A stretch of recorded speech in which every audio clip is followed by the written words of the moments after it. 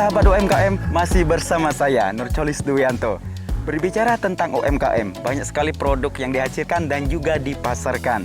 Mulai dari produk olahan makanan dan juga produksi tentunya kerajinan tangan. Nah, kali ini saya berkesempatan untuk mengajak Anda semua untuk melihat salah satu UMKM yang ada di Dusun Limang, Desa Pangkal Beras, Kecamatan Kelapa, Kabupaten Bangka Barat, berupa produk olahan madu kelulut. Nah, seperti apa cara memanennya dan juga bagaimana produksi pemasaran madu kelulut ini? Ikuti terus perjalanan saya, tetap di pojok UMKM. Come on!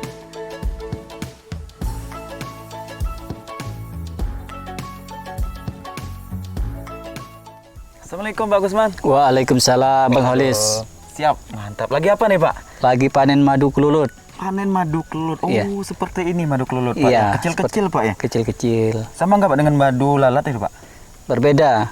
Bedanya apa, Pak? Berbeda. Ini jenisnya Itama trigona. Tapi dipanggil juga madu lalat juga. Madu Ada lalat, sebagian mengenal ini dengan sebutan madu lalat juga. Ini menyengat nggak Pak? Apanya? Menyengat nggak Pak ini Pak? Enggak, ini Pak, enggak ya? menyengat. Cuman dia istilahnya menempel itu seperti menaruh kotoran ibaratnya di bagian tubuh kita, ibaratnya menempel di kain ataupun di tangan ataupun di rambut. Kalau menyengat dia tidak. Pak, ya? Iya, dia hinggap. Oh, ini proses pemanenan madu kelulut. Nah, Iya. Boleh nggak Pak dijelaskan Pak tahap-tahap pemrosesannya seperti apa Pak? Ya, jadi proses madu kelulut ini pertama-pertama kita mengambil sarang ini dari hutan. Setelah itu kita bawa pulang. Setelah kita bawa pulang, kemudian kita pasang lock seperti ini. Pasang lock. Setelah kita diamkan dalam 1 bulan sampai 3 bulan, Untuk maka masa panen Pak? iya, jadi 1 bulan sampai 3 bulan itu udah mulai proses panen. Iya. Untuk tahap awal. Jadi tergantung nektar atau musim bunga. Kalau musim bunganya lagi banyak, sebulan kita udah bisa panen. Berarti kalau harus menunggu musim bunga. Iya, Berarti ternak madu ini harus di hutan ya Pak ya? iya. Yang jelas karena dia membutuhkan 3 bahan jenis yaitu bee pollen, sama propolis dan juga nektar atau jenis madu. Jadi bahan mereka ini ada yang propolis ya ini untuk membuat rumah atau sarang-sarang mereka tersebut. Kemudian bee pollen ini ada kita lihat yang kuning-kuning ini adalah support atau makanan super. Makanan super? Iya, makanan super. Berarti ini pakan bagi anak-anak madu tersebut. Nah, jadi sampai mereka dewasa bisa bekerja, kemudian setelah mereka bekerja, mereka akan beraktivitas seperti pekerja-pekerja yang lain. Nah, sahabat UMKM, madu aja rajin bekerja nih. Bagaimana Anda nggak? Anda juga harus rajin bekerja tentunya untuk menghasilkan madu-madu. Mani-mani. Jadi sampai sekarang kita mempunyai kurang lebih 450 log untuk 400. Oh, ini log Pak ya? Ya, ini satu per log namanya. Per log Dalam namanya. satu sarang itu disebut satu log, berarti satu sarang. Berarti kita mempunyai penangkaran kurang lebih 450 log sekarang nih. Jadi 450 log. posisinya berbeda-beda tempat, bukan hanya di sini saja. Jadi di seputaran wilayah Dusun Limang Desa Pangkal Beras ini kalau ada tempat yang bagus-bagus, maka di situ kita tempatkan untuk pembudidaya madu kelulut Itama trigona.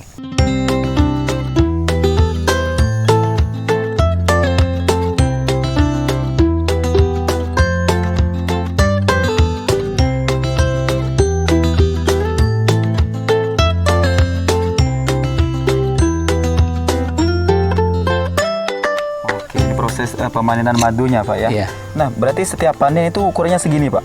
Ya, bisa seperti ini. Ini ukuran berapa Pak? Ya, ini ukuran 250 mili. 250 Iya. mili. Ini kalau dijual satunya berapa Pak? Satunya harganya 100.000. 100.000. Iya.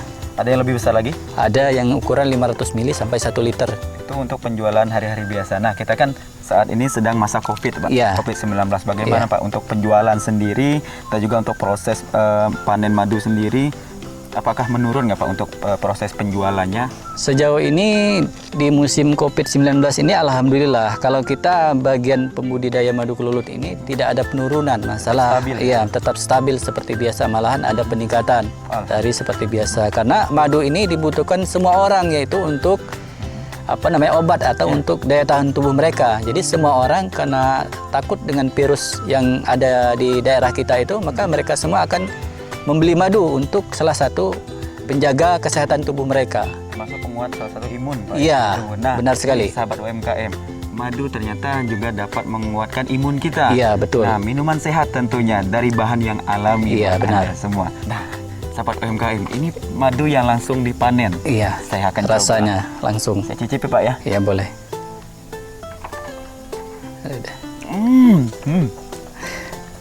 Pahit-pahit manis guys.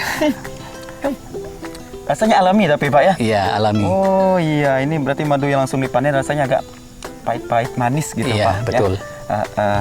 Ini, jadi untuk sahabat UMKM, ini adalah madu kelulut, tentunya bagus untuk Anda konsumsi, apalagi di tengah COVID-19 saat ini untuk menjaga imunitas kita. Iya. Nah Pak, untuk harapannya Pak, kedepannya seperti apa nih Pak untuk para petani ataupun untuk para pembeli dan yang lainnya? Oke. Jadi harapan kita ke depannya semoga masyarakat seluruh di daerah kita ini dan di luar daerah, terutama di Bangka, semoga teman-teman yang lain juga ikut berpartisipasi untuk membudidayakan madu kelulut. Karena kita ini sudah dikenal cukup baik untuk produksi madu kelulut di Bangka ini, rasanya dibandingkan di daerah lain sangat unik, lebih banyak. Karena di Bangka ini madunya rasanya banyak jenis, ada yang pahit, ada yang asam, ada yang manis. Iya, sedangkan di daerah lain yang pahit itu sangat langka. Tapi di Bangka ini alhamdulillah kita bisa menikmati madu pahit. Ya, juga memproduksinya Ya, juga kita bisa memproduksi melalui madu kelulut ini. Jadi setiap musim madu pahit kita bisa memperoleh hasil yang memuaskan untuk penghasilan madu kelulut dari pohon-pohon kayu yang ada di sekitar ini. Pak, jadi satu harapan lagi, Pak. Ya. Boleh nggak Pak, satu lagi Pak? Ini kayu apa sih Pak? Ya, ini kalau di Bangka dikenal dengan kayu nyirih. Kayu nyirih ya? Iya, tempat mereka berdiam. Ini harus kayu nyirih ya Pak? Enggak. Jadi mereka ini tinggal di dalam batang kayu yang sudah rapuh atau yang udah bolong atau rusak di bagian dalamnya, bagian tengah. Jadi mereka memilih pohon-pohon yang rusak di bagian tengah, yang bisa ada lubang, mereka bisa masuk ke dalam dan bisa bersarang di dalam pohon tersebut. Jadi mereka tidak pilih kayu itu harus kayak apa. Yang jelas kayu itu harus bagus untuk mereka buat sarang. Itu.